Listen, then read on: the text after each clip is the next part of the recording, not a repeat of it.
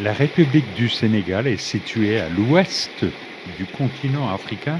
Elle est bordée par la Mauritanie au nord, le Mali à l'est, la Guinée et la Guinée-Bissau au sud, et l'océan Atlantique à l'ouest, et la Gambie qui coupe le Sénégal sur 300 km dans sa moitié sud. Quand on visite le Sénégal, on arrive par avion à Dakar. C'était Concorde. Personnellement, et d'une manière plus économique, on a pris Air Afrique avec un autre type d'appareil, un DC-10. Et pourquoi le Sénégal, me direz-vous? Parce qu'en 1982, l'usage de la carte de crédit à l'étranger était interdit. On était limité à 2000 francs par voyage. Comme au Sénégal, on était encore en zone franc, donc pas de problème. En France, le gouvernement de l'époque était franchement hostile aux routards. Après cette mise au point, nous allons parler de Dakar et de ses environs. Dakar, qui se situe sur le Cap-Vert, est donc largement baigné par l'océan Atlantique, par la grande côte au nord et la petite côte au sud. Autrefois, Dakar n'était qu'un tout petit port et la ville se regrouper autour. Aujourd'hui, Dakar, c'est une grande cité moderne qui couvre l'ensemble de la presqu'île du Cap-Vert. Et la ville n'a cessé de s'agrandir et de se moderniser. Ceci dit, le centre de Dakar possède encore quelques quartiers historiques, comme ici le marché Kermel, qui est un joyau sénégalais qui date de l'époque coloniale. Il a été construit en 1860 et le marché est en fait une jolie halle ronde en fer forgé et en briques d'inspiration arabique. On y achète toutes sortes de fruits, mais aussi des produits issus de l'artisanat local, comme des paniers, etc. C'est aussi un lieu emblématique où se croisent les traditions.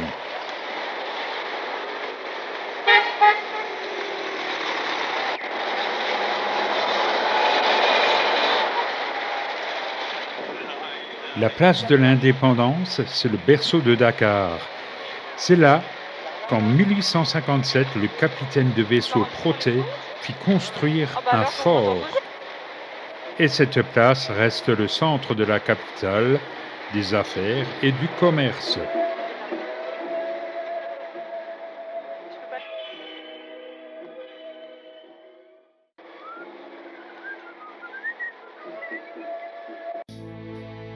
Non loin de là se trouve le théâtre de verdure, qui en fait consiste en un vaste espace vert.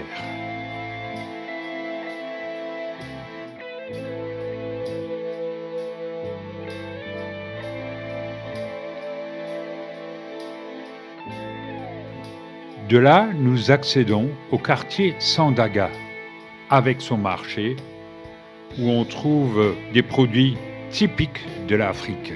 C'est le quartier populaire du centre de Dakar, où les femmes et les hommes se promènent encore en tenue traditionnelle.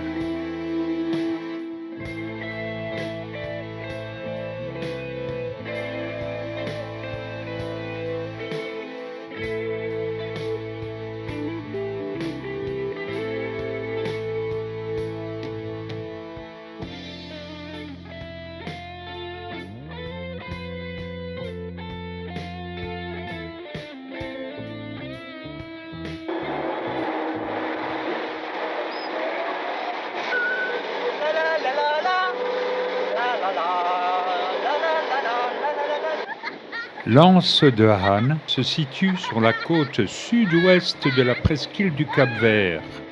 C'est là qu'on peut admirer des pirogues traditionnelles.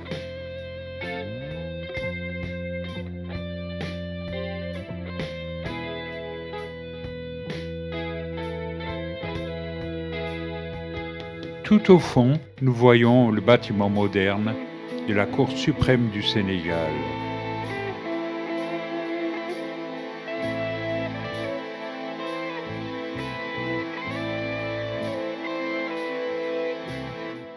C'est là que se promènent les jeunes Dakarois.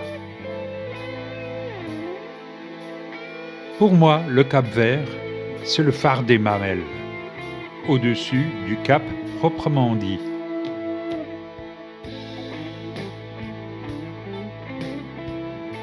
C'est aussi un belvédère d'où l'on voit toute la ville de Dakar.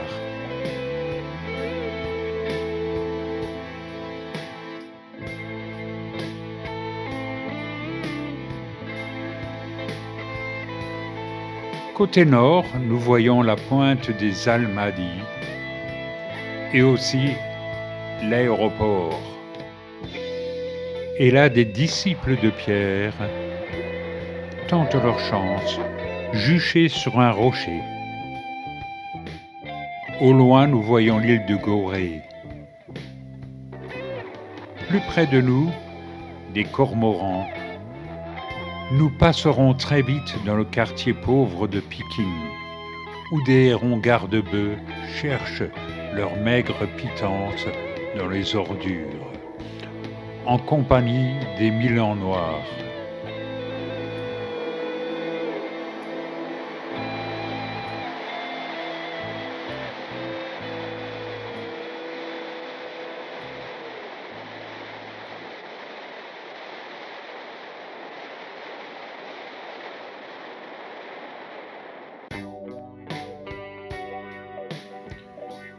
Malgré le phare des Almadies toujours en fonction, des épaves parsèment le littoral, témoins immobiles de drames passés, tandis que des surfeurs s'ébattent sur l'onde, alors que se découpe au loin la silhouette sombre de l'ancien hôtel Méridien.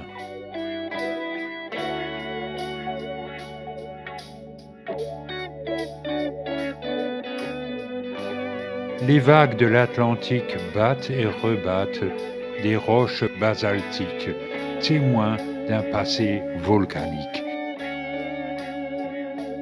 Un rocher noir abrite la grotte de Ngor, qui est actuellement un sanctuaire.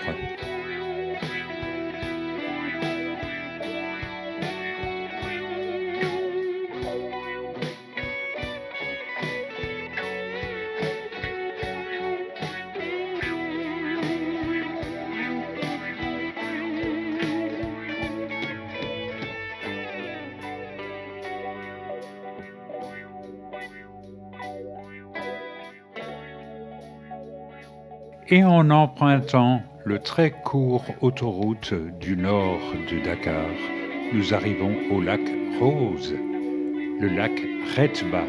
Il constituait le dernier jalon de la légendaire course du Paris-Dakar.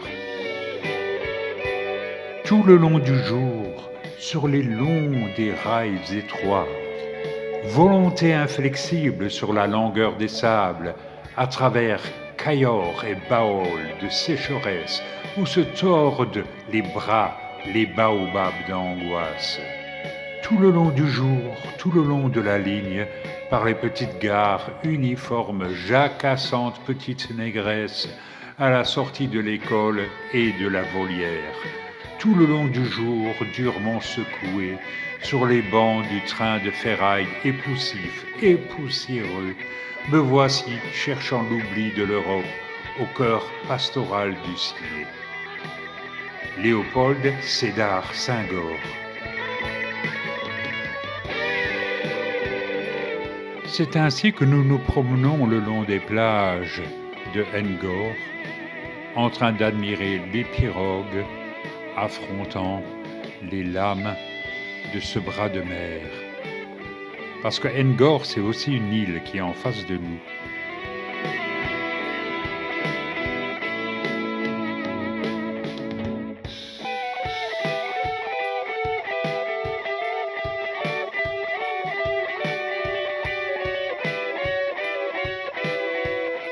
C'est là que des équipages africains s'entraînent sur des longues, très longues yoles.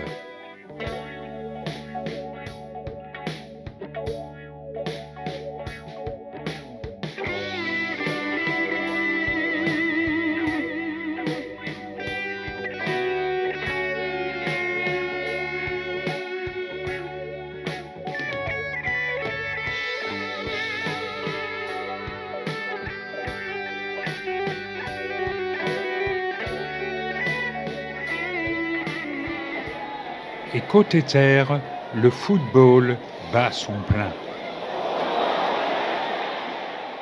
Un jeu dont j'ignore d'ailleurs les règles les plus élémentaires.